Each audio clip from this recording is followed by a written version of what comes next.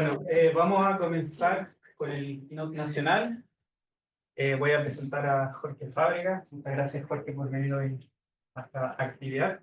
Jorge es economista y sociólogo, es académico de la Universidad del Desarrollo, donde dirige el programa de doctorado de ciencias. ¿Ya? Ya. Dirigió el programa de ciencias de la complejidad. Ha trabajado en temas de difusión de redes, temas de criminalidad, opinión pública y también temas de encuestas desde una mirada relacional. Y hoy nos va a presentar algo al respecto. Así que bienvenido, Jorge. Muchas gracias por aceptar la invitación. No, gracias por la invitación, gracias también a los organizadores por juntarnos. Nos dedicamos a hacer análisis de redes, sabemos lo difícil que hace comunidad, ¿ya? Y construir esta comunidad en Chile que se dedica a análisis de redes es una tarea que ustedes están armando. Invitaciones además por eso y gracias por el honor de darme la oportunidad y justificada mi juicio, ¿no? Pero no me voy a quejar de hacer la charla de hoy. Y yo lo que quiero hacer en esta presentación es más que nada una invitación a, a explorar un tipo de análisis que, a mi entender, no, en realidad, objetivamente, como si está muy en pañales. En nuestro país yo no lo he visto. Internacionalmente, sobre todo en el área de psicología, he empezado a aprender, pero que tiene un tremendo potencial. Entonces, una invitación explícita y clara y directa a descubrir las redes que están tácitas en datos que ya tenemos. Cuando nosotros hacemos análisis, voy a poner acá cuando nosotros hacemos encuestas, hacemos estudios, realmente lo que nos enfrentamos a, déjenme decir una cosa previa, ¿no? Yo aparte de ser académico en el Centro de Complejidad Social, soy socio de una empresa que hace investigación social aplicada, Data2. Y nosotros nos toca hacer muchas encuestas, por eso también es un poco esta obsesión con esta materia. Nosotros hacemos muchas encuestas para organismos públicos, privados, muchos fondos, y también pasa digamos, por el trabajo de campo en Data2. Y históricamente, una de mis frustraciones es que no podía conectar lo que yo hacía en encuestas con análisis de redes, ¿ya? Porque básicamente en las encuestas, la manera que está diseñada para que sea lo mejor posible son con muestreos aleatorios, ¿ya? Y eso tiene unas cosas que son relevantes para nosotros, digamos. Entonces, usualmente mi presentación va a ser básicamente una invitación a hacer el tipo de análisis que yo les quiero mostrar dos ejemplos, bajo la premisa de que, mira, quizás no necesitamos ir como algunos hemos hecho para hacer análisis de redes, ir a buscar datos en otras partes, como no sé, las redes sociales digitales, o otras formas de redes, como son redes de coautoría, digamos, que también exploramos, en fin, y están bastante ya desarrolladas, y creo que quizás hay un montón de información que está ahí, y como el escultor encuentra dentro de la roca la Afrodita, ¿ya? Que está ahí esperando por él, ¿ya? Para ser descubierta. Quizás en los muchos datos, 100 años de datos de encuesta, hay un montón de diosas ahí listas para ser encontradas. Quizás no tenemos que buscar en otros lados para hacer buenas investigaciones en esta materia. Entonces, ¿qué es lo que hacemos en una encuesta? Básicamente, le hacemos un cuestionario a las personas, por ejemplo, que preguntan sí o no, y entonces van la persona en la uno responde que sí, en la segunda que no, y así sucesivamente, y tenemos básicamente una base de datos, ¿ya? Un montón de preguntas para 1000, 2000, 3000, dependiendo de la muestra que hayamos hecho de personas, ¿ya? Y el tema es que para que esto sea robusto, la mejor práctica es que esta muestra sea aleatoria.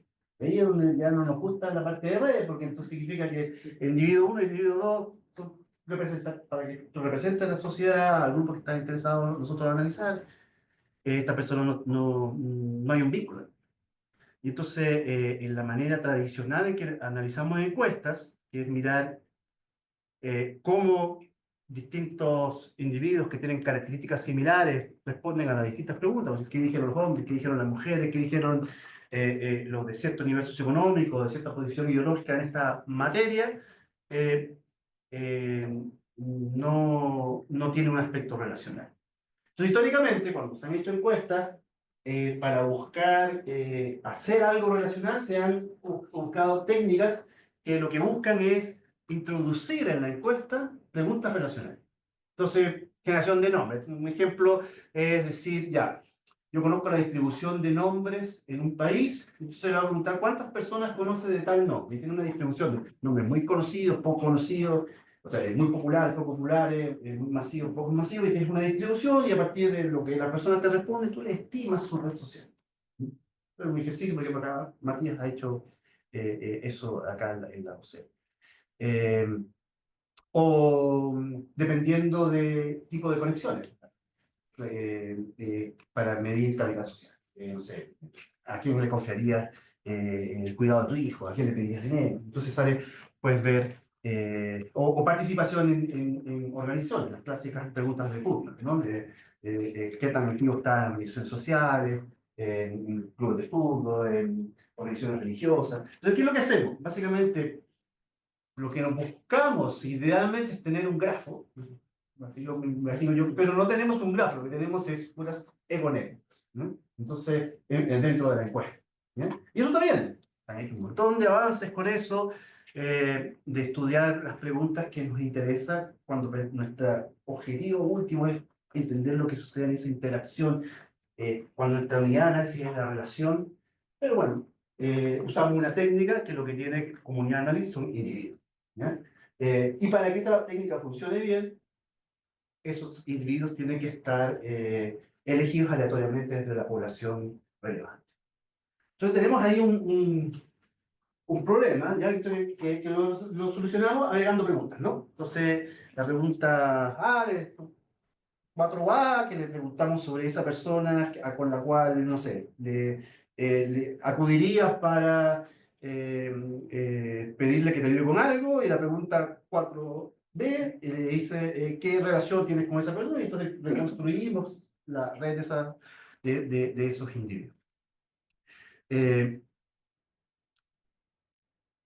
Eso es adaptar la análisis de la visión de análisis de teoría de redes a un instrumento que ya existe. ¿Ya? Pero, entonces yo quiero invitarlos, por si alguno de ustedes ya está en esto, me encantaría después conocer cómo lo están haciendo, me gustaría conocer los detalles de su investigación. Esta es una invitación abierta a que dentro del mundo de análisis de redes sociales exploremos esta línea, pero para poder hacerlo, de la forma en que les quiero mostrar, es encontrar estas afroditas dentro de la roca, ¿ya? Tenemos que hacer un giro en la manera en cómo analizamos estos mismos datos, los datos están, y también hechos, ¿ya? Fue una encuesta aleatoria de la población nacional, o de los jóvenes, o de las personas que viven en tal situación, ¿eh? Y estuvo bien diseñado desde esa perspectiva. Pero entonces lo que nosotros habitualmente hacemos, ¿ya? Es que nuestra unidad de análisis son los encuestados agrupados de ciertas categorías, por ejemplo, sociodemográficas, y vemos las diferencias que esas categorías que esas personas comparten tienen respecto de las preguntas que se le hacen. ¿Ya? Entonces, en nuestra unidad de análisis tradicional son las filas. ¿Ya? Pero entonces lo que podemos hacer es hacer este giro, de que nuestro análisis esté en las columnas. ¿Ya? ¿Y qué son las columnas? Son los conceptos que nosotros estamos estudiando, los fenómenos, las prácticas que las personas puedan estar haciendo. ¿Ya? Y esto lo que vamos a tener entonces es un conjunto de conceptos y distintos eventos o muestras de ese concepto. ¿Ya? Entonces, cuando las personas, perdón, cuando estamos mirando el primer concepto P1, acá después voy a dar ejemplos más concretos, pero P1, bueno, aparece nunca vinculado. Cada vez que aparece P1, no aparece P2. ¿Ya? Porque sí, sí, sí, y cuando este es sí, el otro es no. ¿Ya? Entonces, esto estos nunca están juntos. Por ejemplo, y si es que esa fuera para la muestra completa, son conceptos que tienen una relación negativa entre ellos. ¿Ya? Ahora, eso ha sido poco explorado, como les decía, lo que más se ha explorado de hacer en este tipo de análisis ha sido en psicometría de redes. Tiene 10, 12 años la tesis de EFSCAN, que es uno de los primeros artículos relevantes, es del 2013, 2014, por ahí, ¿ya? Pero sí tiene una larga tradición en física, ¿ya? Y en electromagnetismo. Ising, ¿ya? En 1930 y algo, podemos googlearlo, ¿ya? Hizo su tesis doctoral para mirar cómo magnetos se ordenan. Si ustedes piensan, un magneto tiene una parte positiva, una parte negativa, ¿ya? Y cualquiera que se acuerda cuando uno jugaba con los magnetos se ordenaban, ¿ya? Y si querías poner dos polos positivos uno contra el otro, tenías que hacer fuerza, entonces hay una energía asociada a eso. Entonces, distintas configuraciones de magneto tienen distintas cantidades de energía asociada. Para sostener esa configuración del magneto, algunos para arriba, otros para abajo, hay una cierta energía asociada. ¿Ya? Y eso lo llevó a él a construir algo que hoy día nosotros podemos analizar y utilizar como técnicas para analizar redes. ¿Ya? Entendiendo que dos magnetos están en la misma dirección, están conectados, dos magnetos que están en distinta dirección están conectados o en manera opuesta, y la configuración completa de los magnetos nos da una red. ¿Ya? Bueno, esta en particular se llama, se llama así, como modelo de Ising, y si ustedes no han estado familiarizados con esta literatura, ahora escriben modelo de Ising, hacen un montón de cosas en muchas áreas, o en ciencias sociales. ¿Ya? Entonces, ¿cuál es la intuición? Y esto es lo principal que yo les quiero transmitir, y después voy a ir a los ejemplos que yo, algunos de los que yo he estado trabajando en los últimos años, ¿ya? Para mostrarles al respecto. Como decía, fijarse en los conceptos. Entonces, los nodos representan los conceptos de lo que sea que yo esté estudiando, ¿ya? Y para hacerlo simple, voy a seguir el caso binario. No necesariamente tiene que ser binario. La encuesta, por ejemplo, puede tener una escala Likert, puede tener que tú eliges un porcentaje de 0 a 100, puede elige entre estas tres alternativas cuáles son las que más te representan, por ejemplo. Aquí voy a hacerlo 1 y 0, o sea, código binario. ¿Está o no está? ¿Ya? Entonces, blanco-negro. ¿Ya? Entonces, en este caso particular, la pregunta 2, la pregunta 5 y la pregunta 7, para esa persona, están conectadas. ¿Ya? Después, para la siguiente encuestado, la pregunta 5 también está conectada, pero por otra forma. ¿Ya? Entonces, estas son capas de preguntas conectadas unas con otras, ¿ya? Que nos permite ver las relaciones entre los individuos, entre las preguntas, y nos permite construir una red de conceptos, que va a tener una red con pesos, va a ser. De los 100, como la muestra de las 100 personas, ¿ya? 90 conectan P7 con P2, 50 P4 con P3, y así sucesivamente en una red de pesos. Cuando aparece en una encuesta B1, poco probable que aparezca respondido positivamente la B5. ¿Sí? ¿Ya?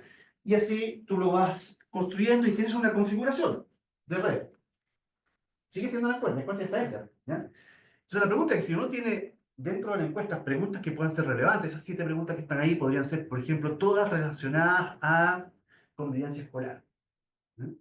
Tú puedes empezar a estudiar conceptos, ¿ya? De cómo estos ítems que formaban parte del concepto están vinculados unos con otros. ¿Cuál gatilla o es la esencia de otro? Y eso tú lo puedes finalmente modelar transformando esas relaciones en unos y ceros y tienes una configuración, una red. ¿Ya? Esta es la red Y, ¿ya? De todas las de todo tu data frame con datos, ¿ya? Que tiene una cierta probabilidad de existencia. Y en este caso, que es el modelo más simple, el modelo dicen que esa probabilidad de existencia, ¿ya? Depende de una función de energía que tiene que ver con la presencia o no presencia de interacciones o de que dos preguntas fueron respondidas juntas sí o no, o una sí y la otra no. Entonces, uno puede estimar, ahora, eso sí, esta es la diferencia con lo que hacemos habitualmente. Cuando nosotros vemos, por ejemplo, una red de coautoría, mirando artículos indexados, por ejemplo, sabemos que Juan estuvo trabajando con María. Eso es un dato objetivo. Acá estos son redes estadísticas. O sea, es qué tan probable que cuando la gente responde que sí a una pregunta responde que sí a otra. ¿Ya? ¿Qué tan estadísticamente es probable? Y por lo tanto nos metemos, y voy a minimizar las partes más, como más técnicas, matemáticas, porque no es el objetivo de la presentación. ¿Ya? Pero claro, acá nos metemos en un análisis estadístico para poder hacer de esto posible. ¿Ya? El mensaje es esto: agarremos la encuesta, que a ti es el tema que estás estudiando y que no has podido encontrar los recursos para poder hacer el tipo de encuesta que te gustaría o el tipo de análisis de campo que te gustaría. Estás haciendo un estudio con la población de una comuna y te gustaría conocer las redes porque tienes un objetivo de análisis que está fundamentado en teoría de redes, pero es muy caro hacerlo. Pero quizás tienes una serie de otras informaciones de ese lugar o de ese fenómeno y encuestas que se han hecho históricamente y quizás algo puedes avanzar en esa dirección usando esta aproximación, encontrando las redes ocultas que están en él. Quiero mostrarles básicamente dos aplicaciones, ¿ya? Y eso es básicamente, este mensaje es dos aplicaciones para mostrarles algunas posibles avenidas de desarrollo de esto, ¿ya? La primera aplicación que les quiero mostrar en la sociedad de empresas que hacen investigación de mercado, AIM, para el proceso constituyente primero, hicimos un panel y unas encuestas a ese panel antes de que se eligiera los convencionales. ¿Ya? Y esas preguntas iban asociadas, bueno, qué debería estar escrito en la Constitución a partir de la opinión de los ciudadanos? ¿Qué derechos, qué deberes, y un montón de otras cosas más? Acá les voy a mostrar solamente la parte de deberes porque el objetivo no es hablar del proceso constituyente ni de ese estudio en particular, pero que les muestre un poco la idea. Entonces, la pregunta guía era, ¿qué debería estar? Y esto lo hicimos, como decía, antes de que se eligieran los constituyentes, fue algo así como abril, mayo del 2021. ¿Ya? Entonces, se levantaron encuestas a 2.873 personas y se hicieron unos seminarios internos ahí en la IN. ¿Qué es lo que habitualmente se hace en esto? Se muestra, bueno, qué opinaba la gente del norte, qué opinaba la gente del sur, qué opinaban los que son de derecha, qué opinaban los que son de izquierda, cuáles deberes, eran los que había más acuerdos, genéricos, y todo eso está bien, está súper bien. Pero yo dije, bueno, ¿por qué no aprovechamos de hacer algunas cosas distintas? Porque yo pensaba ahí, si nosotros en estas datos que tenemos, vemos aquello en lo cual sí o sí debería haber consenso, ¿ya? Y en mi mundo ideal, en ese minuto, entonces hagamos un framing, o sea, propongamos un framing del debate que lleve a que se discutan esas cosas que van a ser más fáciles. Y las cosas que no nos vamos a poner de acuerdo definitivamente como sociedad, eventualmente pensarlas de eso para la ley, no para el contrato fundamental. ¿Ya? Entonces, la pregunta que salía, porque obviamente todos estos datos están restringidos porque esa es la pregunta, ¿ya? Yo no la puedo cambiar, la encuesta ya existe. ¿Ya? ¿Cuál es de las siguientes una serie de posibles deberes, ¿ya? La persona, ciudadano común debería cumplir? ¿Ya? Eh, y lo mismo para un conjunto de derechos. Pero, como decía, le iba a mostrar lo de los deberes y estas eran las preguntas sobre los deberes. Por ejemplo, para que las veamos, era, no sé, proteger recursos culturales y naturales, cumplir la ley y hacerlo con estricto apego a las normas, un deber, si son tal de los tres principales o no, participar en elecciones, si también sí o no, y entonces ahí para lo que viene después yo les puse esos nombres, RN, ley, vota, DIF, para que lo identifiquemos. Son 7 preguntas, ¿ya? Como les decía, no, a menos que alguien esté interesado después podemos volver sobre el detalle de cada una de ellas. ¿Y cómo se reportó esto en su minuto, mayo del 2021 más o menos? Con tablas como esta. Hicimos un seminario en la IN, ¿ya? Y este era el tipo de, entonces, mira, no sé, en los chilenos, el 20% menciona entre las tres principales pagar impuestos, como debe. No es muy querido como debe el pagar impuestos, ¿ya? Y el que estaría más mencionado, proteger los recursos culturales y naturales del país, ya que hay un 60 y algo por ciento. Y obviamente esto después uno lo desglosaba por con características sociodemográficas de la población, para ver qué es lo que opinan los jóvenes, los adultos, los adultos mayores, los de derecha, los de centro, izquierda. ¿Ya? Por ejemplo, acá. Esto respecto de cada uno de estos, de cada uno de estas derechos, perdón, deberes, ¿ya? Las personas de centro, izquierda y derecha, cómo se distribuían las distintas visiones. ¿Ya? Eso es lo que se hace habitualmente en la encuesta. Entonces yo, como les decía, dije a mis colegas, esperen, déjenme proponer algo que pueda ayudar a contribuir a un slide adicional. Hacerlo. En vez de fijarme cómo agrupo las filas para hablar qué dicen los jóvenes, qué dicen los adultos mayores, que, en fin, los hombres, las mujeres, veamos qué deberes la gente realmente piensa juntos, ¿ya? Porque los considera prioritarios. ¿Ya? Y entonces después dividamos a la población por grupos relevantes para lo que se está discutiendo, para ver en cuáles todos coinciden. ¿Ya? Y entonces, cómo enmarcamos la discusión para que esa sea fructífera y no nos quedemos entrampados en la polarización. ¿Ya? Entonces, claro, en vez de fijarnos en las filas, ¿ya? Lo que yo proponía era fijarnos en las columnas, ¿ya? Y fijarnos en las columnas es ver cuántos de estos están activos, check, ¿ya? Este sí, este sí, este no, puntos. Y nosotros tenemos una configuración de red, ¿ya? Algunos, y lo que tenemos son distintas instancias en que esos nodos, ahora, en términos de redes, en que estos nodos están vinculados o no vinculados. Distintas muestras, como si fueran muestras de sangre, ¿no? Entonces yo tengo, este es una hormona, este otro hormona, qué sé yo, y veo si están o no están presentes en una muestra de sangre. Bueno, se hace el modelo, se hace la estimación, en este caso, como decía, un modelo de Ising, ¿ya? El otro también que le vamos a mostrar también un modelo de Ising, ¿ya? Y uno encuentra una relación estadística entre estas variables, ¿ya? Y lo que en ese minuto arrojó fue esta red, ¿ya? Entre estas 7, pues si tú tomas toda la red, va a ser una red completa, porque muy probablemente entre las 2.700 personas, todas las combinaciones se dieron, y entonces es una red completa, pero estadísticamente, que dos estén conectadas es condicional a la presencia de las otras, y como es una red con pesos, puede hacer la estimación condicional de que estos dos estén conectados, dado que este también está presente o no. Y para explicar un poco la red que salió de este ejercicio, azules son que están directamente presentes juntos, y en rojos que solamente están condicionadas a la presencia de algunos otros. ¿Ya? Y pues algunas relaciones que aparecían siempre juntas cuando la gente dice, mira, respeto a los derechos humanos y respeto a la ley, esas dos cosas la gente las piensa juntos, y globalmente en la población. Y así varias cosas que a algunos le dará más sentido, algunas combinaciones que otras.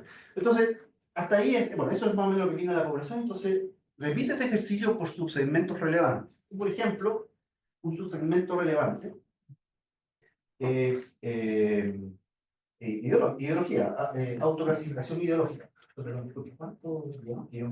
Quiero. Todavía 30 minutos. ¿Llevamos 30? No, llevamos 25, Ya. creo, así que hay Sí, va. tiempo, no te lo... Ya sé, voy a poner, bueno, así si no, me puedo extender demasiado. Bueno, personas, ¿cómo lo veían personas de distintas autoclasificación ideológica? Y vemos diferencias sustanciales, sobre todo las personas que se autoclasifican de derecha con las personas de centro versus las personas de centro y de izquierda, ¿ya? Las personas de derecha, por ejemplo, eh, perdón, las personas sí, de derecha no tienen ese triángulo rojo que yo les mencionaba, pero sí lo comparten izquierdas y centro. Ninguno, como les decía, considera sustantivo el pago de impuestos entre los más importantes, lo cual es relevante, solamente una tapia de página, porque, claro, cuando hablamos de bienes públicos, y nadie lo considera relevante pagar impuestos, tenemos un problema, ¿no? Tenemos un problema cuando pensamos en cosas colectivas, ¿no? Pero en fin, yo no quiero, lo que me interesa es motivar con el ejemplo, es decir, ya a la pregunta, ya, ¿qué deber deberían estar? Entonces, claro, tú empiezas a encontrar ciertas cosas que van juntas, ¿ya? El respeto a la ley, el respeto a las diversidades de visiones como algo fundamental, el respeto a los recursos propios, naturales y culturales, y que todos participemos, fundamental. Todos compartían las mismas visiones al mirar izquierda, centro y derecha. Y después cuando tú lo cruzabas con otras categorías relevantes, empezabas a ver otras cosas, y con esto voy a terminar para esta parte, porque esto es algo interesante. ¿ya? También le preguntábamos no solamente en dimensión ideológica, sino en dimensión normativa, personas más, que se consideran más conservadoras, personas que se consideran más liberales, y respecto de los roles del Estado y del mercado en, en la organización de la vida social.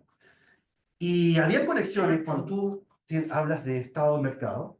O sea, sí nos podemos poner de acuerdo como sociedad para decir, miren, ciertas cosas es importante que exista el mercado, en otras es importante que exista el Estado, y aquí están las conexiones que salían relevantes. Las personas que se consideran de centro, de derecha y de izquierda también tienen cosas relevantes, pero cuando hablamos en términos normativos, no hay posibilidad de ver. Entonces, claro, si tú eres un actor político ahora, que tienes que tratar de fomentar algo y tu motivación real es a buscar acuerdos, no lo plantees en términos normativos porque esto va a ser un desastre, no va a haber un acuerdo de ninguna forma. Y eso es lo que los datos nos estaban mostrando. Bueno, después vino la elección, sabemos cómo fue el proceso, no hay, no hay que entrar en detalle en ese aspecto, pero bueno, esto podría haber informado eventualmente en un posible cuerpo colegiado en el que hubiera habido balances de poder suficientes para que ninguno se llevara la pelota para casa, que pasó en el primer proceso y en el segundo proceso.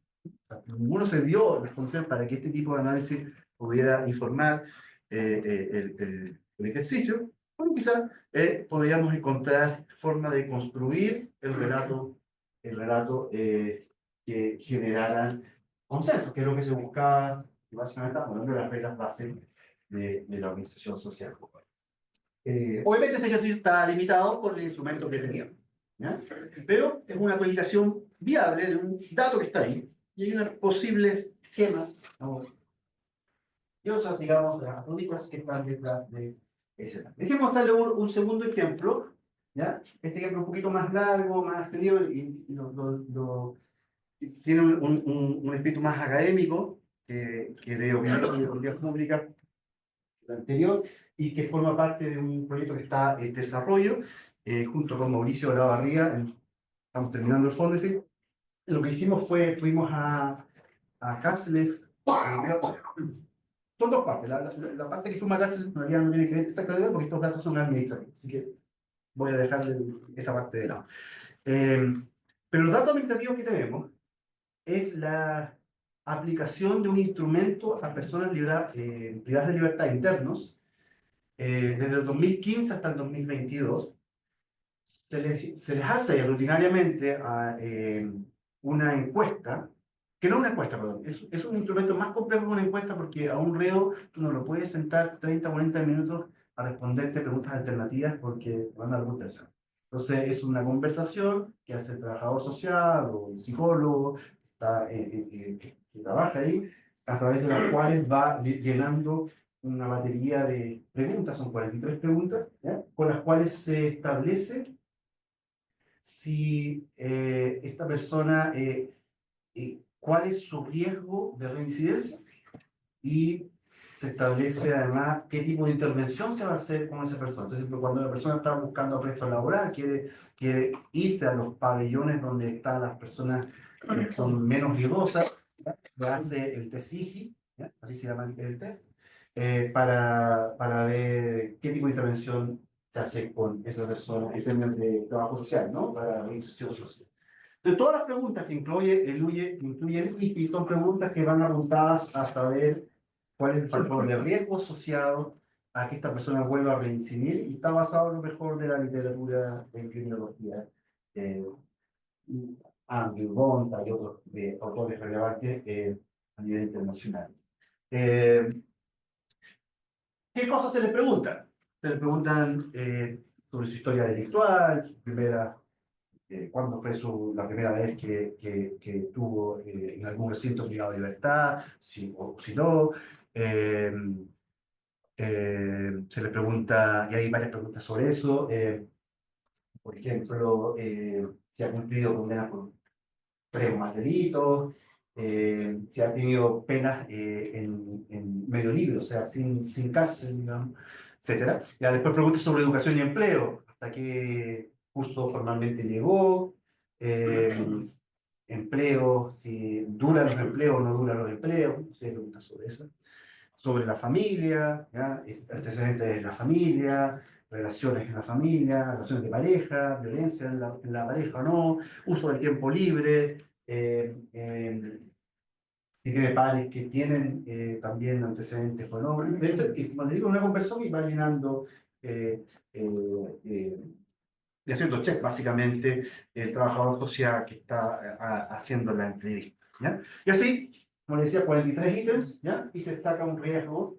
Y cuando se tiene ese puntaje de riesgo, se clasifica, tiene unas 4 o 5 categorías de riesgo, muy bajo a muy alto, ¿ya? Y eso sirve para definir qué tipo de intervención se hace con esa persona para eventualmente facilitar o tratar de minimizar su posibilidad de que vuelva en el futuro nuevamente a la cárcel, o casos en los cuales efectivamente no hay mucho que se pueda hacer. Entonces, y organizar la actividad carcelaria en general, cómo lo distribuyen en pabellones, etc.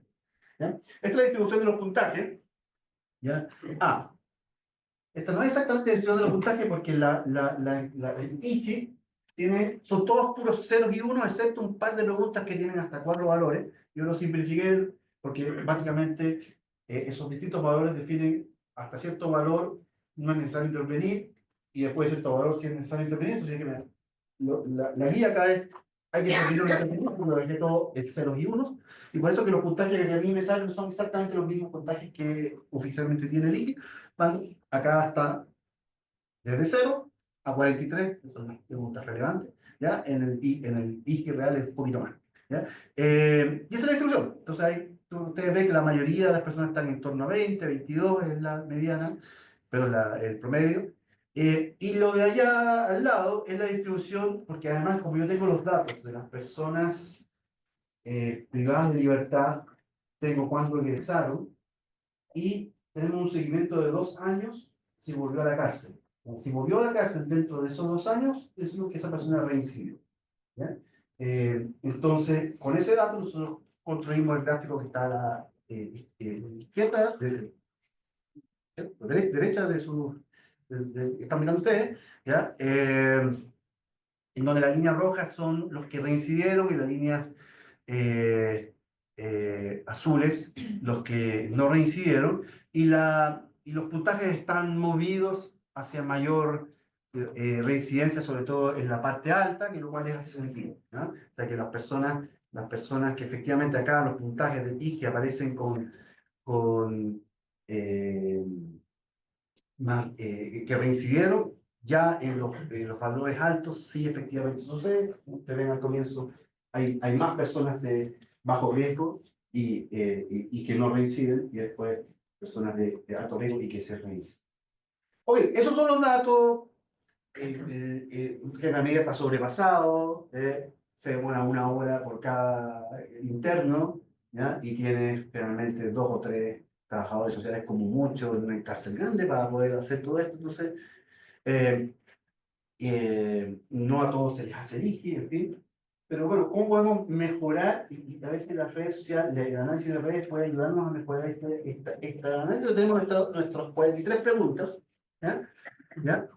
Y esto es lo que nos respondieron los distintos internos, ¿ya? Cheque, en el ítem 2, algo sobre historia delictual, algo sobre educación, algo sobre, no sé, comportamiento antisocial, patrones antisociales, y tenemos un puntaje de ley, que ya vimos el resultado, algo 14, otro 25, todo eso.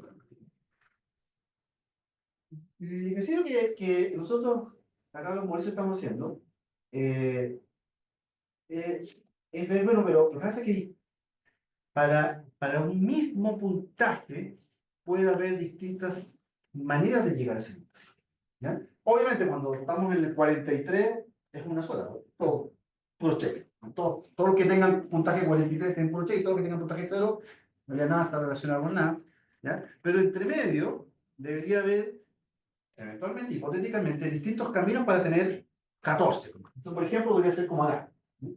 Ahí tenemos el interno 1, el interno 4 y el interno 208 tienen exactamente el mismo puntaje, mismo nivel de riesgo, pero no son iguales. Lo sabe obviamente el equipo de gendarmería, pero ¿cómo trato esto? ¿Qué enfatizo? sobre todo con esta limitación de recursos humanos para hacer el ejercicio, enfoquémonos en ellos tres.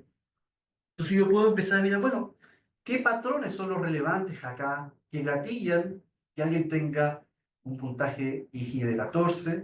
Y si hay distintas historias que podrían explicar esto, y ahí el análisis de red me puede ayudar. ¿Ya? Para que veamos cuál es el alcance de esto, yo agarré los 43 ítems y en qué proporción para cada puntaje ese ítem está activo, ¿no? Y generamos esta matriz que está acá. Entonces, de partida nadie tenía 43, lo máximo que había era 41, ¿ya? Y acá están los distintos segmentos ordenados. Esto de acá, CAP, significa consumo problemático de alcohol o drogas, o drogas, ¿ya? Entonces, bien, acá hay bien variados, hay algunos que todos, ¿ya? Algún tipo de consumo, pero después hay unos que empiezan a aparecer más, y acá hay unos que cuando están estos de acá es porque básicamente todo lo demás se cubre, ¿ya? Entonces tú tienes para puntajes altos, algunos que están activos, para puntajes bajos, otros que están activos, y en puntajes entre medio una mezcolanza de posibilidades. Ya, veamos ventanas de datos. Por ejemplo, puntajes bajos, ustedes ven distintos, estos dos están presentes en todos, hay unas distintas configuraciones potenciales, distintas redes potenciales entre los conceptos que están ahora en las filas acá en este gráfico, ¿ya? Que podría hablar de distintas trayectorias, y si las conozco y las entiendo, podría tener intervenciones más efectivas, si es que efectivamente ellas después demuestran estar relacionadas con la eficiencia. Ahí hacia el medio, otras configuraciones, a medida que nos vamos moviendo hacia mayor puntaje, todo se va volviendo azul, todo se va volviendo parecido, las correlaciones son altísimas, porque no hay mucho que distinguir ya a ese nivel. Entonces, ¿cuál fue la estrategia para descubrir estas redes ocultas en estos datos? ¿Ya? Primero fue seleccionar estas ventanas móviles, buscando aquellas en las cuales podría haber eventualmente distintos caminos que llevan a Roma el puntaje, ¿ya? Distintos caminos que llevan a tener un puntaje de 24. Pero 24 podría ser también 23, podría ser 25, entonces ventanas de puntaje, ¿ya? Y dentro de esas ventanas de puntaje, ¿ya? Hicimos ventanas de 5 puntos, 10 puntos, hasta 15 puntos, ¿ya? Agarrar esas matrices y ver cuáles son las redes o los clústeres que se pueden distinguir que existen ahí, va a hacer un análisis de clúster jerárquico. Y después analizar estadísticamente esos tres redes que se armaron, dos en algunos casos, ¿ya? Acá estoy mostrando solamente el ejemplo con tres redes, y ver si estas redes que se generan, ¿ya? Son estadísticamente distintas. Es decir, si efectivamente hay distintas maneras de tener un puntaje de 14, 15, 16, etc. Por tanto, si eso es cierto, pues voy a las preguntas y veo, ¿qué es lo que tiene distinto a estas personas para poder saber qué intervención potencialmente hacer? Entonces hay varias etapas ahí, se hace ese análisis, se construyen las redes, se ve si estas redes son estables, se comparan, a ver si son realmente distintas, y después entonces entramos a la comparación de aquello en que eran distintos, si incide o no en rediseños. Bien, ok, déjenme mostrarles en qué vamos, ¿ya? Obviamente esto todavía está en proceso, así que ninguna de las cosas que voy a decir a continuación me voy a hacer cargo, ¿ya? ¿Ya? Pero al menos esto es lo que nos está dando hasta el minuto el ejercicio, ¿ya? Entonces, tú tienes tres redes, ¿ya? Y lo primer ejercicio es decir, bueno, ¿qué ventana, o sea, tres grupos de redes para distintos puntajes, y en qué ventana me quedo? ¿Ya? Porque yo sé que tiene que ser algo intermedio, pero no sé exactamente dónde. Entonces lo que hicieron fue lo siguiente. Como estos son correlaciones, ¿ya? Son correlaciones positivas o negativas, tú agarras la matriz adyacente, ¿ya? De la red, pero la presentas como edges, como el concepto 1 con el concepto 2, y así sucesivamente. Y por lo tanto tienes la correlación entre esos dos conceptos, la relación con los otros conceptos y todas las combinaciones posibles de relaciones de conceptos. Entonces tienes un vector, ¿ya? Para la red 1. Entonces tienes el mismo vector para la red 2 y para la red 3 en la ventana que elegiste. Entonces simplemente miras cómo correlacionan. Dónde correlacionan más, dónde correlacionan menos, y donde correlacionen menos, es potencialmente donde hay distintas trayectorias para llegar al mismo puntaje. ¿Ya? Y eso lo encontramos, ¿ya?, por acá, ¿ya?, por 14, 15, 16, 17, ¿ya?, donde están las correlaciones más bajas entre las distintas redes que se fueron configurando. Entonces, lo que les quiero mostrar es, bueno, agarramos el ejercicio con una de esas ventanas, ¿ya?, después de varias iteraciones, ¿ya? A todo esto es computacionalmente bastante exigente ese ejercicio de tiempo, digamos, de computador. Y lo que hago con esta ventana, de 14 a 25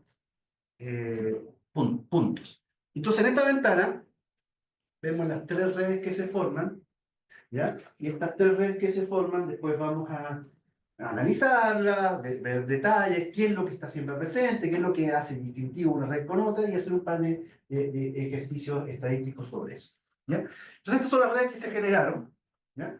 ¿Ya? Para esas ventanas que les estoy mencionando. Entonces, ustedes pueden ver así, sin no entrar en los detalles, no es el objetivo. Bueno, el objetivo es agarremos encuestas y descubramos patrones ocultos, pero algunas cosas empiezan a verse.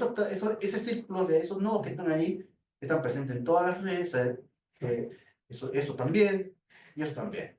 ¿El rojo y el morado qué significan? El morado son correlaciones positivas y el rojo correlaciones negativas. O sea, cuando está presente uno, no está presente el otro, ¿ya?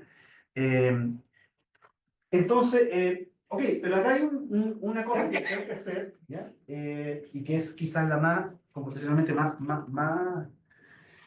que demanda más tiempo. En el caso de este ejercicio se demoró en la versión, bueno, muchas versiones de intermedio, como ustedes bien saben con Manfred, pero la versión que finalmente estoy mostrando acá se demoró algo así como 24, 28 horas en correr, ¿ya? Y es hacer la comparación si estas redes realmente son distintas, ¿ya? Entonces, ¿qué es lo que hace? Agarramos dos redes y aleatoriamente sacamos conexiones de una y se las pasamos a la otra y comparamos las redes.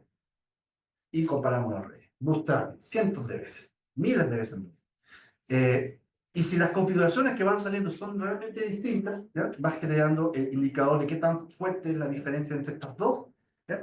Y entonces, para ver que realmente estadísticamente estas cosas son distintas, lo que nos arrojó es que, a pesar de todo lo que se pueda ver, que algunas cosas parecidas y otras similares, en realidad las que eran distintas, ¿ya?, ¿ya?, eran la red 1 y la red 3, como les puse ahí, en estos ítems que están destacados, 19 pares, ¿ya? Son realmente los distintos entre estas distintas redes, ¿ya? Hay otras diferencias, pero no son robustas. Entonces, acá hay un grupo que llega a tener 14, 15, 16, 17 puntajes. Este grupo también, pero el camino para llegar a esa Roma es distinto, ¿ya? Y entonces, la pregunta es, bueno, esto, para efectos de la presentación, queremos ver sobre efectos sobre reincidencia. ¿Esto realmente afecta o no la reincidencia de distintos nodos? Aparte de que podemos entonces, una vez de ver si afecta la variable que queremos entender, bueno, qué características distintas pueden tener. Entonces, para eso, ahora volvemos a los análisis tradicionales y metemos esto en una regresión. ¿Y cómo lo hacemos? Bueno, nuestra variable a explicar es si la persona posteriormente reincidió o no.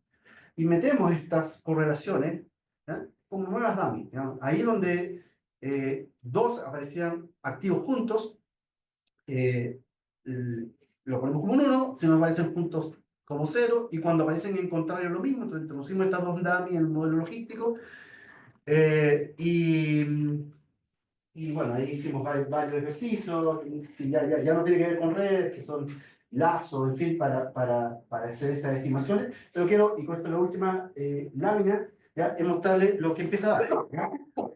Bueno, de partida, el IGI sí afectaba la reincidencia, se hacía análisis estadístico solamente de esa variabilidad, ¿ya? Después, pertenecer a estos grupos, el grupo más riesgoso era el que estaba como red 1 y tiene algunas características. Pertenecer al grupo 2, al grupo 3 tiene menos riesgo, ¿ya? Pero cuando tú introduces estos vínculos, te empiezas a ver con mayor precisión dónde están las relaciones significativas. Usted, allá en la segunda fila de arriba dice puntaje total pasa a ser estadísticamente poco relevante. O sea, controlando con el puntaje, ahí no está lo relevante, los relevantes empiezan a aparecer en estas conexiones. Por ejemplo, Una conexión relevante es la EU11 con CAT29, que es, dice EU11. Bueno, por ejemplo, esta que está acá, Edu 11 con CAT31, Edu 11 es la pregunta sobre si terminó, si no alcanzó a terminar la educación básica, y la 31 es que tiene actuales problemas con el consumo de drogas. Cuando estas dos cosas aparecen juntos, la reincidencia aumenta. Entonces, tú le puedes facilitar con varios tips de alerta de la red que está detrás del puntaje que estás dando a la persona, en qué condición de posible reincidencia está. Y eso estaba ahí oculto y no estaba siendo analizado, y hay un potencial de análisis para uso práctico, en este caso de gendarmería, de cómo hacer intervenciones, cómo modificar el instrumento para hacerlo más rápido y focalizado. O sea, hay varias posibles aplicaciones que creo son útiles. Entonces, termino con una invitación para ustedes, ¿ya? Los datos de encuestas están ahí, los fenómenos que a ustedes les interesan están ahí, las técnicas están ahí, lo que falta es que nosotros nos metamos a hacerlo, ¿ya?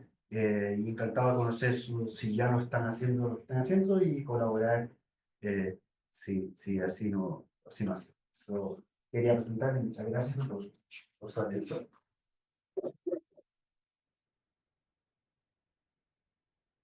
Gracias, Jorge. Vamos a abrir un espacio de 30 minutos para discusión, preguntas. ¿Quién quiere comenzar? Siempre, por favor. Oye, Jorge, gracias por la presentación, realmente interesante, me gustó mucho. Yo tengo una duda general. Tus colegas del mundo del marketing y de estos análisis de encuestas, ¿cómo les gusta este tipo de análisis? ¿Están interesados y lo usarían? ¿Le dan algún valor? Sería mi primera. Y mira, el ejercicio que hice con la I fue considerado interesante, pero esto para qué me sirve, o yo no sé hacerlo, o esto está muy lejos, muy académico, así fue recibido. Ya no tuvo muy buena, muy buena. Ahora, cambia pensemos en marketing, ¿ya? Cambia los ítems, mira los ítems que sean atributos de distintos tipos de productos, ¿ya? Bueno, hay ejercicios en marketing que se hacen así con análisis factorial, ¿ya? Que tú los puedes enriquecer ahora, porque los datos, ya existen encuestas, los que hacen ese tipo de encuestas, nosotros en Datados no hacemos ese tipo de encuestas, pero que hacen encuestas de productos, de consumo, y vas a descubrir relaciones que no... O sea, yo creo que el potencial es enorme, solo que está alejado de la práctica habitual del mundo del marketing. Y donde más se usaba para que veamos el potencial de esto es en psicología. Entonces, por ejemplo, depresión, ¿ya? Entonces, ¿qué es lo que hace cuando hace un test psicométrico de depresión? Ando desganado, me levanto cada vez más tarde, no me puedo concentrar. Una serie de preguntas que es lo que visualmente, yo no soy psicólogo, no sé si esas son las preguntas, pero me imagino algunas preguntas, ¿no? Y conforman lo que entendemos como el fenómeno llamado depresión. Pero a través de esto, tú puedes decir, pero espera, es que lo que primero se activa es que duermes mal. Y después empiezan a activarse otras cosas que tú estás construyendo o sea, el dato me va diciendo, y el resultado de la depresión. No es que la depresión tú la captas a través de estos insumos, sino que es una propiedad emergente, la depresión, ¿ya? De la interacción entre cosas que sí observo. Eso sí es real. Estás durmiendo mal, estás desganado, no sé, miles de cosas, y puedes ver esa configuración. Entonces, depresión, esquizofrenia, estudios asociados sobre intolerancia a la frustración. En esos ámbitos se han ido... ¿Y por qué? Porque el concepto que está detrás, hay un concepto de variable latente, ¿ya? Que fue utilizado para construir el test psicométrico, pero ahora puedes darle la vuelta y decir, mira, lo que existe no es la variable latente, lo que existe son los inputs, los comportamientos reales que la persona tuvo. La aproximación de psicometría de redes es esa, ¿ya? Y como digo, es muy reciente aún. Ya, lo otro es un poco más largo porque la, quería que se podía explicar más y a ver si entiendo bien en qué se diferencia esto del análisis de redes bimodales. Porque finalmente lo que tú estás describiendo es una matriz, o estás analizando, es una matriz de actor-evento. Solo que los eventos en este caso son la respuesta a determinados ítems o el valor que toma el individuo en determinados ítems y eso se ha analizado en análisis de redes de una manera bien descriptiva. Porque si tú premultiplicas la transposición de la matriz, lo que vas a obtener es el tipo de gráfico que tú estabas mostrando, salvo que en el caso del análisis de redes bimodales, el establecer si hay una conexión o no es bien casuístico o arbitrario porque tú puedes decidir el puntaje de corte. O sea, tú puedes decir, este es el mínimo o este es el valor a partir del cual yo voy a considerar que la relación existe. Yo entiendo que en el modelo que tú estás usando hay alguna forma de asignarle una probabilidad a la presencia del vínculo. Lo segundo, yo discrepo que esto sea una metodología de los últimos 10 o años. Mira, esto viene del tiempo que se discutía la factorización química. O sea, estamos hablando de los años 50, 60. O sea, que era efectivamente el gran problema en el análisis factorial y el componente principal es además también era cómo transitaba de los individuos a las variables. Entonces, claro, esta idea que tú estás proponiendo de analizar, ya, de factorizar por el otro lado está presente. De eso viene el multidimensional analysis, o sea, todas las variantes de esa familia.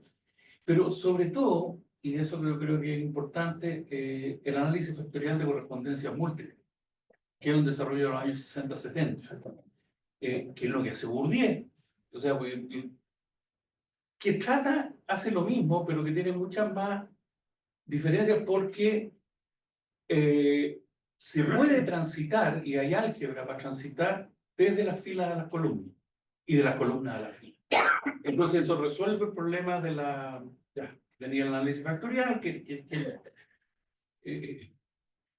hay una versión, una aproximación por máxima verosimilitud al análisis factorial de correspondencia múltiple, perdón, análisis factorial de correspondencia que hace Woodman a través de los modelos RC2, que también podría aplicarse acá. Entonces, no, yo creo que hay una historia y además hay mucho desarrollo de esto en el campo de la genética, porque el análisis de las cadenas del genoma son básicamente lo mismo que tú estás diciendo y que tienen que comparar distintas cadenas. Entonces ahí también en los últimos 20 años más ha habido mucho desarrollo de este tipo de método de clustering. Entonces, y finalmente, no sé si está Roberto todavía, pero con él tenemos un paper ahí pendiente donde hicimos el análisis de las afiliaciones a organizaciones usando datos de encuesta. Pero una aproximación a través de lo mismo, de gráficos exponenciales de redes. Entonces, creo que hay muchas cosas que hacer, pero básicamente lo que me interesa, si puedes aclarar, es esto de cómo se asigna la probabilidad de que el vínculo exista en el modelo. Excelente pregunta. A ver, lo bimodal, hay una diferencia teórica. O sea, el fundamento teórico, es que en la bimodalidad la conexión está, efectivamente existe, o sea, ese actor está relacionado a ese evento. ¿Ya? Esto es mucho más parecido, y ahí estoy totalmente de acuerdo con lo que mencionas de genética. ¿Ya?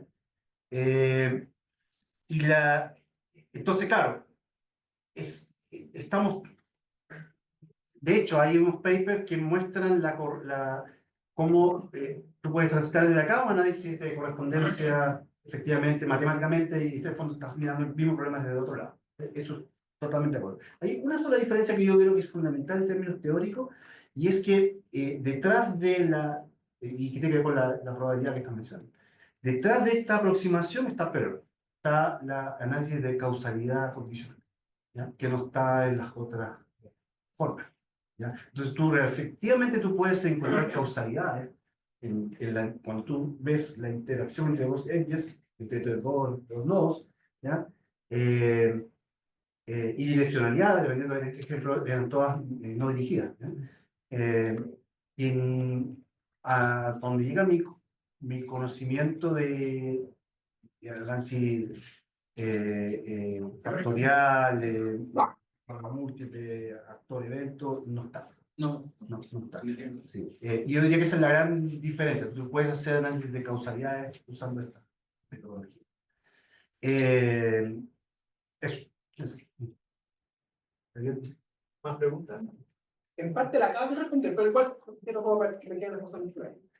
Efectivamente, cómo se asocian las columnas, yo podría decir, hay versiones estadísticas de esto, cuál es la ventaja que entrega la RCR, y yo lo que estaba pensando como ventajas era, bueno, la visualización, las redes siempre son muy buenas para visualizar, ¿no? Son dos, que yo puedo aplicar conceptos de redes, tú aplicaste triadas, por ejemplo, yo puedo disponible otro.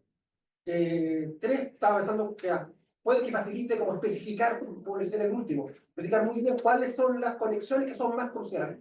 Bueno, y acabo de mencionar el tema de la causalidad, que claro que efectivamente, no sé si esas ventajas que estaba viendo son las ventajas, hay otras, se me pasó algo entre medio, pero no estaba bueno, tenemos que, la idea es como vender esto es lo que trae. A ver, tiene otra ventaja que es epistemológica, y es que, y es para todos los estudios de variables latentes. Cuando yo hago un cuestionario, lo que sea, y genero mis instrumentos, y los ítems del instrumento, estoy asumiendo como es el investigador el que está poniendo un concepto en la sociedad. ¿Ya? Y está bien, si hacemos investigación. Entonces ahí el ejercicio viene desde la conceptualización que hace el investigador y después ve todo lo que hacemos cuando hacemos un análisis científico, es decir, si hay consistencia en los test, en los ítems dentro del test, y hay un montón de estudios de si el índice está bien, si es robusto o no, se replica en otro país, entonces, pero ahí el estudio lo que estamos diciendo es, yo tenía una idea de en qué consiste el fenómeno, ¿ya? Y empíricamente no pude rechazar que el fenómeno real era consistente con mi concepto. Por ejemplo, depresión, ¿ya? Esta epistemológicamente es distinto, porque acá tú dices, lo único que yo sé es el dato. Yo no sé qué es depresión. Hay una cosa que después que emerge de esta interacción que le pondrás el nombre que quieras poner. Entonces, epistemológicamente, otro mundo, como la pelea entre frecuentista y bayesiano. Eso es uno. Y pensado así, por ejemplo, un ejercicio que hicimos con uno de mis estudiantes de doctorado, con Eduardo, que en su tesis doctoral, fue agarramos la ENVAD, la Encuesta Nacional de Convivencia Escolar, ¿ya? La última, y ahí a estudiantes, a profesores y apoderados se les hizo básicamente la misma batería de preguntas pensadas desde el investigador de qué es convivencia escolar y dónde están los énfasis. Okay. Cuando tú tienes que después hacer intervención, aplicación en una escuela, ¿ya? Usa ese instrumento y mira dónde hay mejor o peor convivencia, pero lo ves qué es lo que enfatiza cada grupo necesariamente distinto. Y resulta que a partir de esta estrategia, lo que entienden por convivencia, lo que emerge como el concepto de convivencia escolar en profesores y estudiantes es completamente distinto.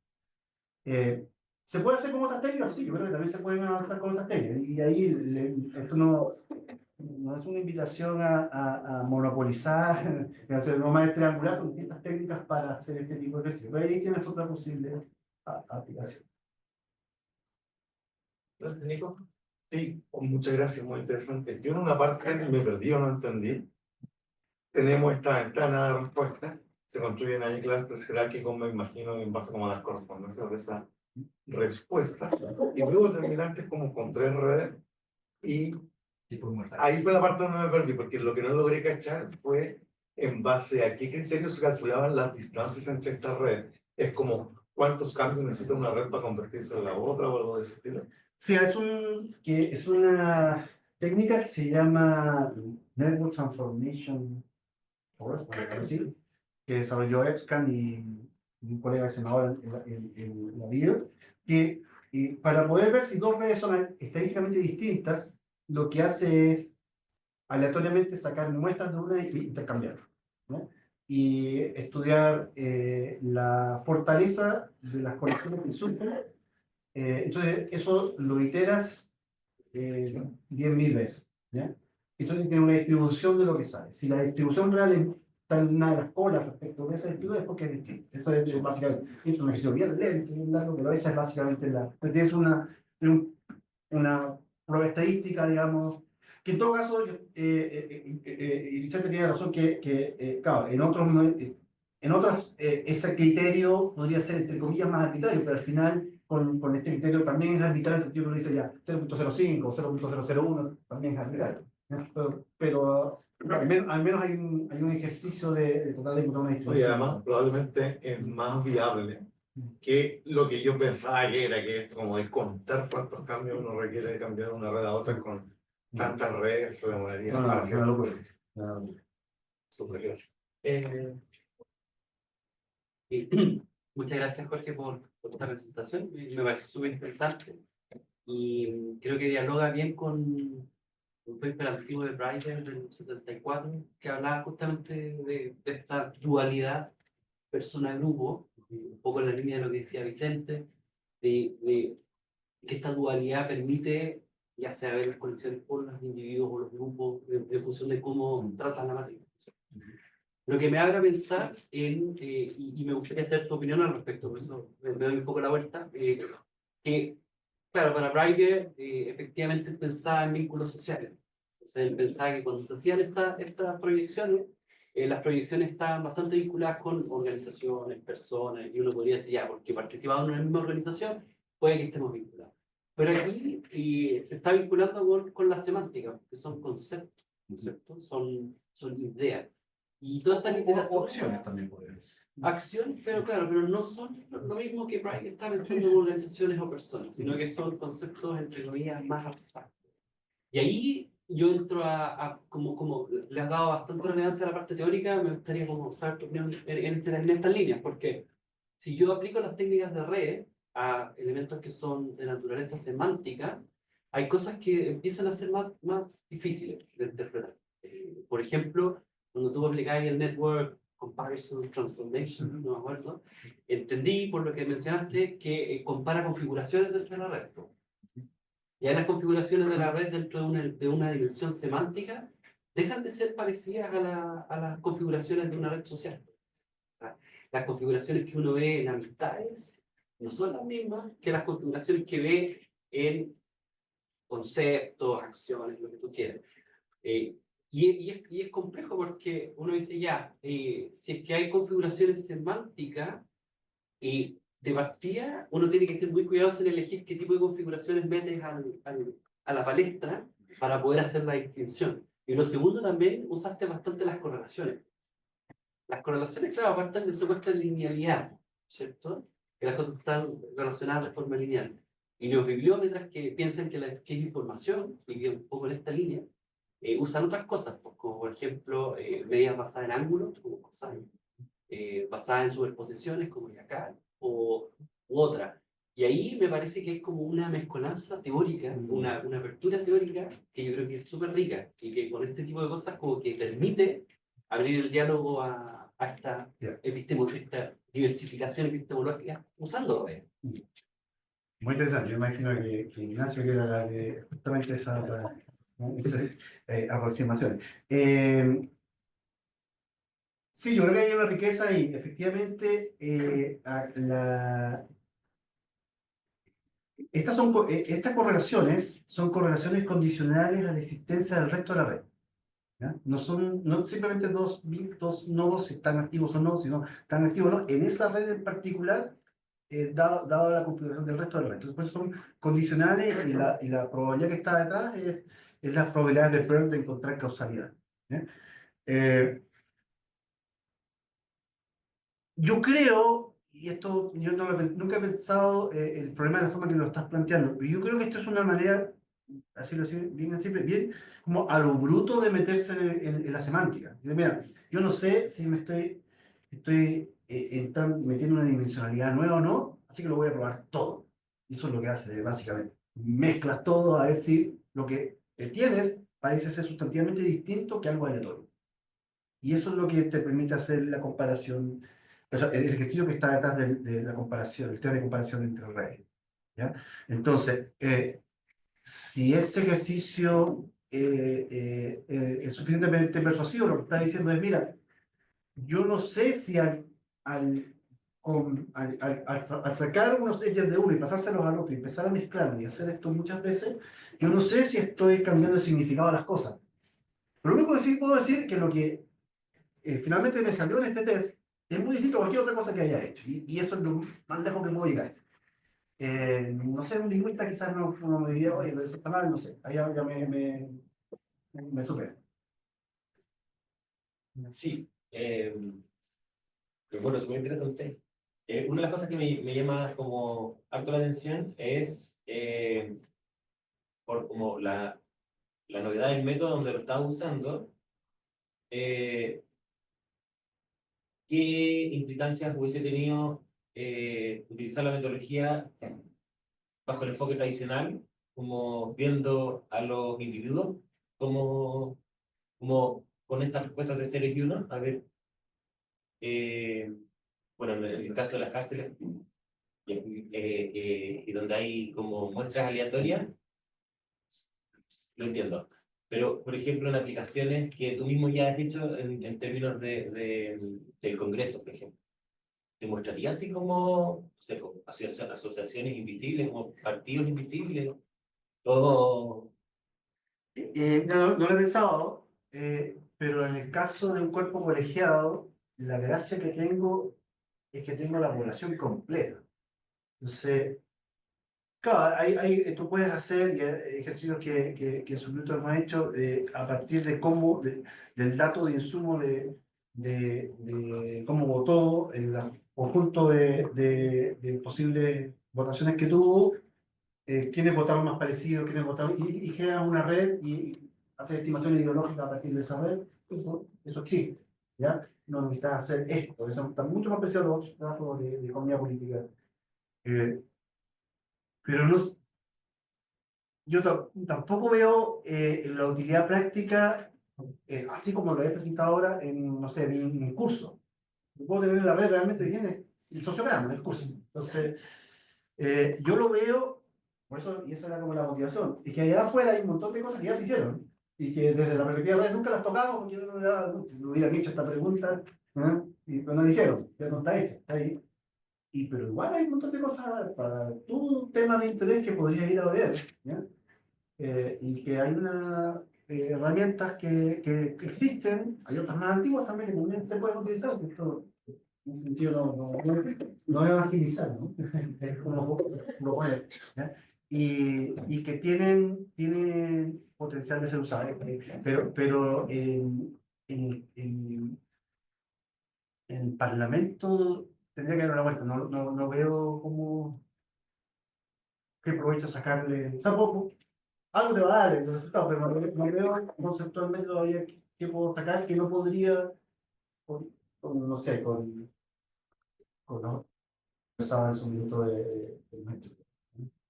La polarización, no sé, me dejas con la pregunta. Pero podías predecir la probabilidad de que voten a favor de una Sí, iniciativa. por eso me quedo con la pregunta, no lo he pensado, por eso. Pero al principio no se me ocurre algo así como tan transparente y usar. Pero sí, podría. Ahora, eso, efectivamente, si ahora yo estuviera sentado estas cosas y para al revés, diría, sí, pero también lo puedo hacer con este otro mecanismo. Entonces, claro, sí, hay varias técnicas para hacer eso.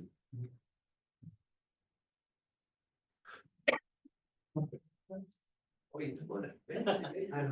Y si, por ejemplo, a ver, yo sé que ustedes hacen en Databot también esta variedad de preguntas, donde no solamente preguntan conceptos, sino también qué políticos se te vienen a la mente o cuál es tu reacción con respecto a una secuencia de tantos nombres.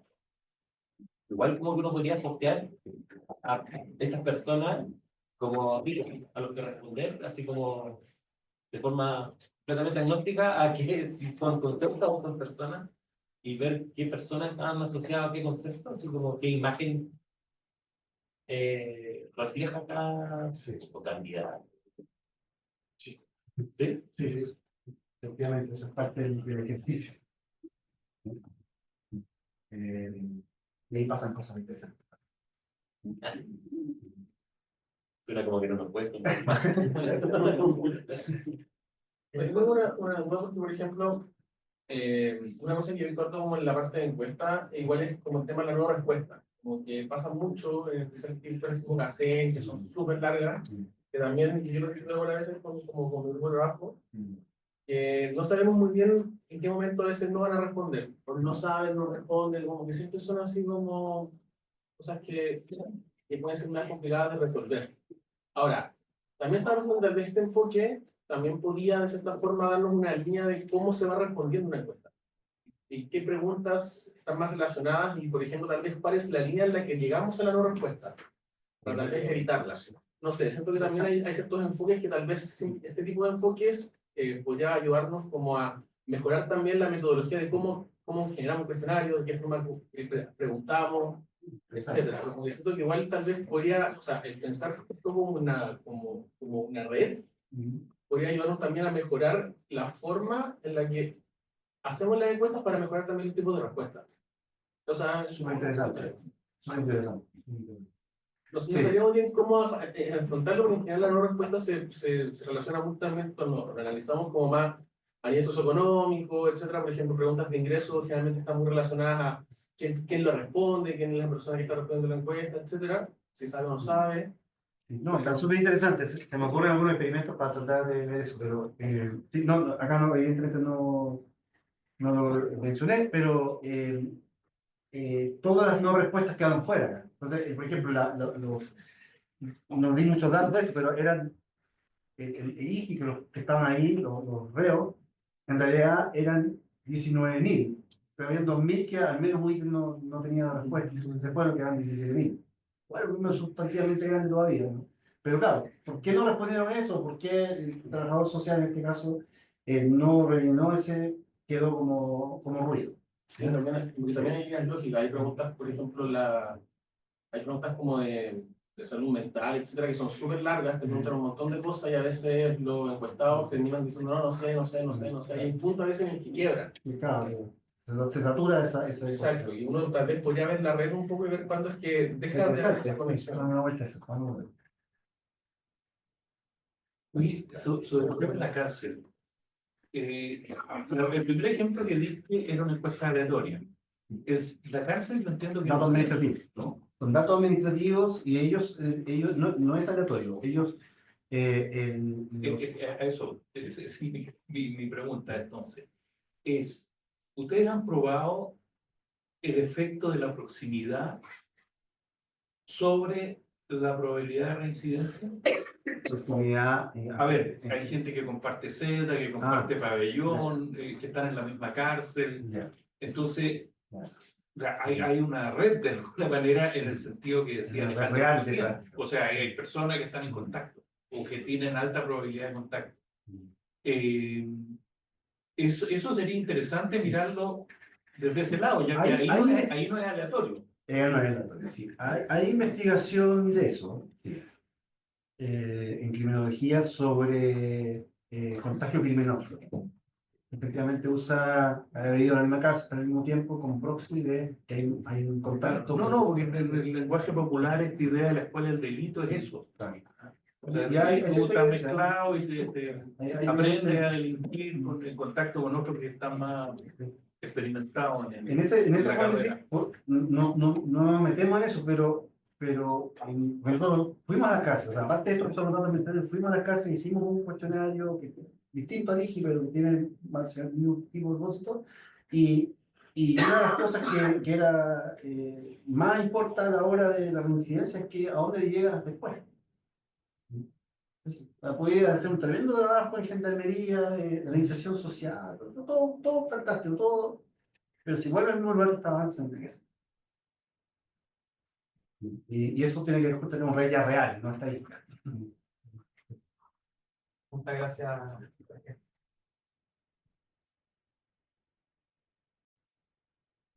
A nombre de Chisolnet, queremos hacerte entrega de un obsequio. Te agradece. Muchas gracias por la presentación. No, gracias a usted por la invitación y invitaciones nuevamente por organizar. Muchas gracias. Entonces, lo esperamos a las 2:30 para el comienzo de las sesiones paralelas. Nos vemos a las 2:30. Gracias.